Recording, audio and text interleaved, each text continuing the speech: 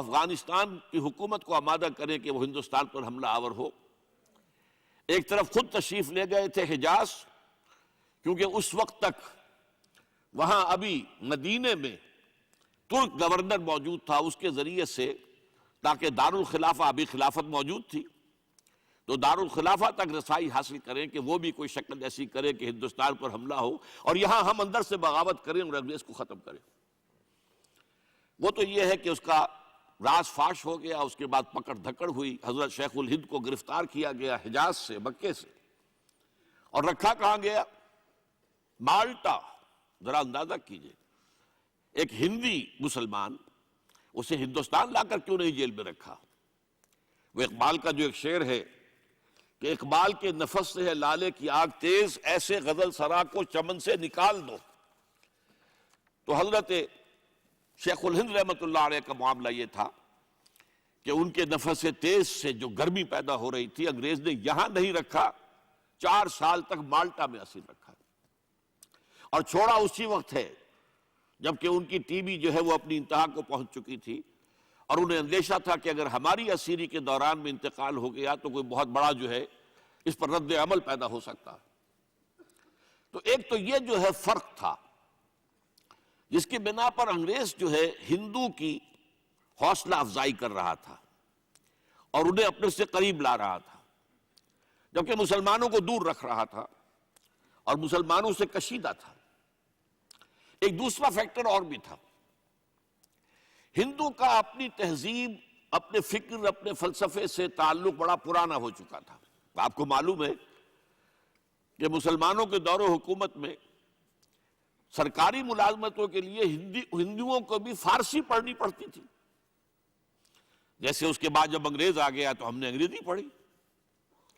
اب جہاں فارسی جو ہے پڑھی جاتی ہو وہاں اس کے ثقافتی اثرات کیسے موجود نہ ہوں گے؟ لہذا ان کا معاملہ یہ تھا کہ وہ اپنا جو اصل تہذیب اور تمدن کا معاملہ تھا اس سے بہت فاصلے پر آ چکے تھے۔ لہذا جب انگریز نے یہاں کلچرل ریولیوشن کا آغاز کیا، اب نظام تعلیم کے ذریعے سے ان ہندیوں، ہندوستان کے رہنے والوں، مسلمانوں اور ہندوؤں کے دماغ اور ان کے فکر اور سوچ کو بدلا جائے، ان کے ذہن کے اندر تبدیلی لائی جائے۔ اور لارڈ میکالے جو اس پورے نظام تعلیم کا جو ہے بانی تھا، اس نے کہا تھا کہ ہمارے نظام تعلیم کا مقصد یہ ہے کہ ہندوستانی جو ہے وہ اپنی چمڑی کی رنگت کے اعتبار سے تو ہندوستانی رہ جائیں، لیکن اپنے ذہن اور فکر اور تہذیب، اپنی معاشرت کے اعتبار سے وہ یورپی بن جائے۔ اس کلچرل ریولیوشن کا بھی ہندو نے استقبال کیا، فوراً انگریزی پڑھنی شروع کر دی، فوراً ان کے علوم پڑھنے شروع کر دیے، جبکہ اس کے مقابلے میں مسلمانوں میں ایک تقسیم ہو گئی۔ مسلمانوں میں علماء کا ایک بہت مؤثر طبقہ وہ تھا جس نے ٹوٹل بائیکاٹ کیا، یہ جس کا پھر بہت بڑا مرکز دیوبند بنا ہے۔ نہ انگریزی پڑھیں گے، نہ انگریزی علوم سیکھیں گے، نہ انگریزی تہذیب و تمدن کا کوئی رنگ اپنے اندر آنے دیں گے، یہ ٹوٹل بائیکاٹ۔ یہ معاملہ جو ہے اس حد تک جا رہا تھا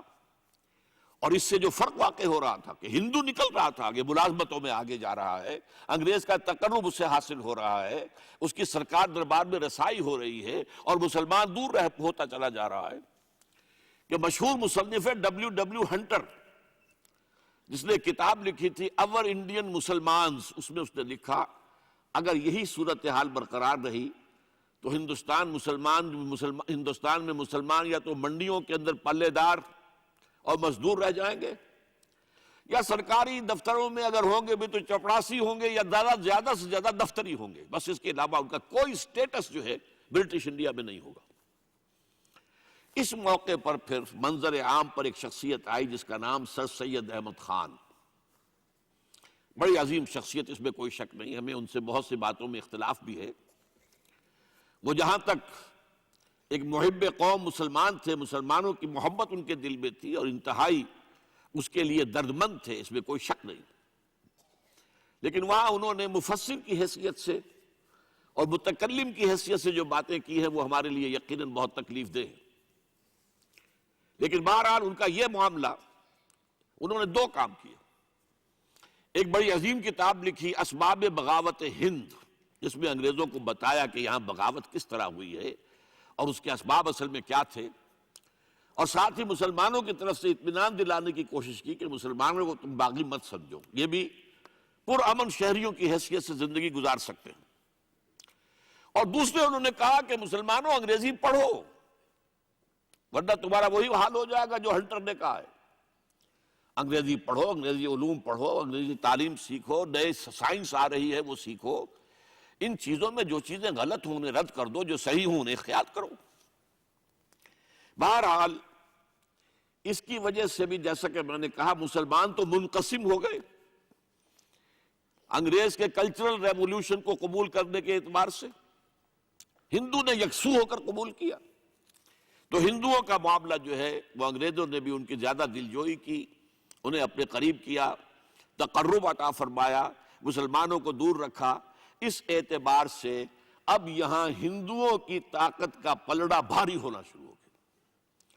اور مسلمانوں میں خوف پیدا ہوا کہ یہ ہندو جو ہے اگر اسی طریقہ آگے بڑھتے چلے گئے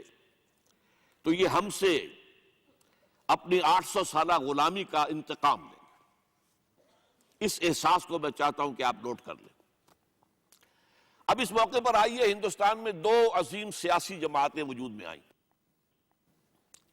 ایک انڈین نیشنل کانگریس، ایک آل انڈیا مسلم لیگ۔ عجیب بات یہ ہے کہ انڈین نیشنل کانگریس کا قائم کرنے والا ایک انگریز تھا، مسٹر ہیوم، ایک ریٹائرڈ سول سرونٹ۔ اس کے کانوں میں کچھ ایسی خبریں پہنچی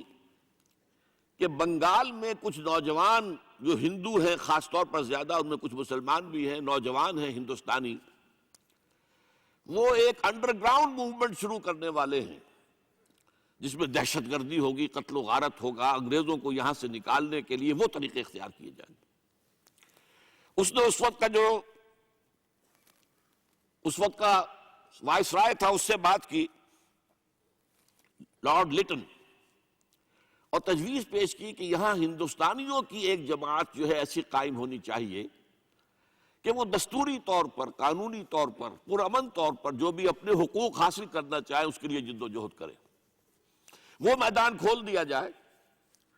تاکہ یہ انڈر گراؤنڈ موومنٹ جو ہے اور دہشت گردی کی تحریک جو ہے